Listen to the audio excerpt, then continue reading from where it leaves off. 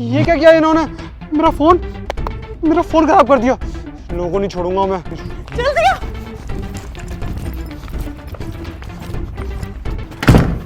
कहां से आ रहे हो तुम लोग?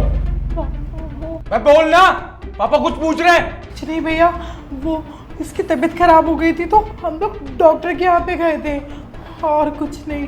तुझसे मना किया था ना कि घर से निकलना नहीं है। तुझसे मना किया था ना, क्यों गई थी बाहर? भैया प्लीज, भैया दीदी को छोड़ो।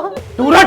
भैया पापा आप बोलो ना भैया को दीदी को छोड़े। आप क्यों बेचना चाहते हो हमें? पापा ये ना हमारे लिए घातक साबित होने वाली हैं। इससे पहले हमारे लिए घातक साबित हो, इन दोनों को बेच देते हैं। और वैसे भी इनकी शादियों में ना हमें बहुत सारा दहेज देना पड़ेगा, उससे कंठी तो कटेगी, बहुत अच्छा दाम मिलेगा। मैंने बात करके रखी है। छोटी दूर हट। क्यों गई थी बाहर? भैया इनको बेचने से अच्छा खासा पैसा मिल जाएगा हमें। क्या कर रहे हो आप लोग हमारे साथ में? आप हमारे बाप हो और तुम हमारे भाई हो। अगर एक बाप भी अपनी बेटियों के साथ ऐसा करेगा तो फिर ये जिंदगी नरक के बराबर हो जाएगी। पापा हमें मत बेचिए भैया। आप इस घर में खड़े हो, आप उन्हें समझाने की वजह आप उनका साथ दे रहे हो। अरे तो क्या करें हम, बेचे ना तो? अरे तुम लोगों को पापा ने पढ़ाया लिखाया, उसके बाद भी तुम उनकी बात नहीं मान रहे हो। अरे तुम्हारी शादी के लिए कहां से लाएंगे दहेज? पापा मेरी बात मानिए, इन दोनों को बेच दो। बात मैंने कर रखी है। ठीक है भैया मुझे शादी नहीं करनी, हम लोग यही है, लेकिन प्लीज हमें मत बेचो। अरे शादी कौन करवा रहा है? हम तो तुम्हें बेच रहे हैं, डायरेक्ट बेचेंगे, हमें पैसा मिलेगा। और पापा इसमें ना हमारे मजे आ जाएंगे ना। बेचो इन्हें। वाह, बहुत बढ़िया। तुम्हारी सारी बातें ना मैं बाहर से सुन रहा था।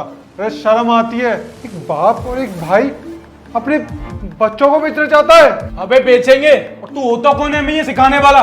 वह बाहर निकल। ओ हेलो सुन, मैं एक पुलिस वाला हूँ, समझे तुम? अभी तुम्हें पता नहीं है क्या, यहाँ का जो चौकी में इंचार्ज आया है नया, वो कौन है? वो मैं हूँ। अब मुझे समझ में आ गया इन लोगों ने मेरे ऊपर पानी क्यों डाला, ताकि ये यहाँ तक मुझे ला सकें। नहीं सर, ये तो हमारे बच्चे हैं सर, ऐसी कोई बात नहीं है। सर ये लोग झूठ बोल रहे हैं। हाँ, आपने जो कुछ भी सुना ना बिल्कुल सच सुना। अरे छोटी तो क्या कर रही है?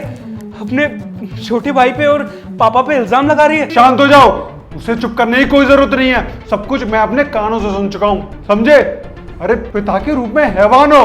तुम्हें पता है लड़कियां तब घर में पैदा होती है तो लक्ष्मी पैदा होती है, और तुम उन्हें बेचने जा रहे थे। अगर दहेज देने के लिए नहीं है तो कोई ऐसा बंदा देखो ना वो दहेज ना ले। पर नहीं, तुम्हें तो अपनी लड़कियों से पैसा कमाना है ना, उन्हें बेचना है। यहाँ पर शादी का मैटर नहीं है। एक बाप ना चाहे वो कर्जे में डूब जाए, पर लड़की की शादी ना धूमधाम से करता है। और तुम बाप कहलाने लायक नहीं, और तू भाई कहलाने लायक नहीं है। तू अपनी बहनों को बेचने वाला था और उसको मार रहा था।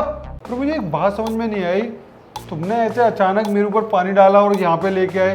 तुम कंप्लेंट भी तो लिखा सकते थे ना इनके नाम पर। सर अगर हम पुलिस स्टेशन आते तो इन लोगों के जो लोग हैं वो आके इनको बता देते और ये हमें वहीं फरमा देते। पर हमें जब पता चला कि आप यहाँ पे नए इंचार्ज आए हो और सुबह आप वॉक के लिए जाते हो, तभी हम लोगों ने सोचा था कि हम आपसे आके मदद की गुहार करेंगे। और सर मैं आपको एक बात और बताना चाहती हूँ, ये हमारे कोई सगे पिताजी नहीं है और न ही ये हमारे सगे भाई है।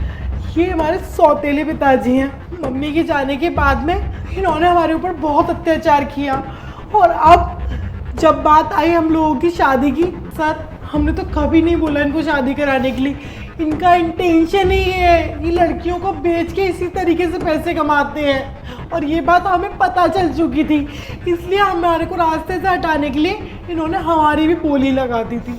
तुम्हें शर्म आनी चाहिए, इतना गलत काम करते हो। तो मैं ऐसे नहीं छोड़ूंगा, तुम्हारे ऊपर ना ऐसे ऐसे केसेस लगवाऊंगा ना, तब तुम्हारी अकल ठिकाने आएगी। अब चलो यहाँ से।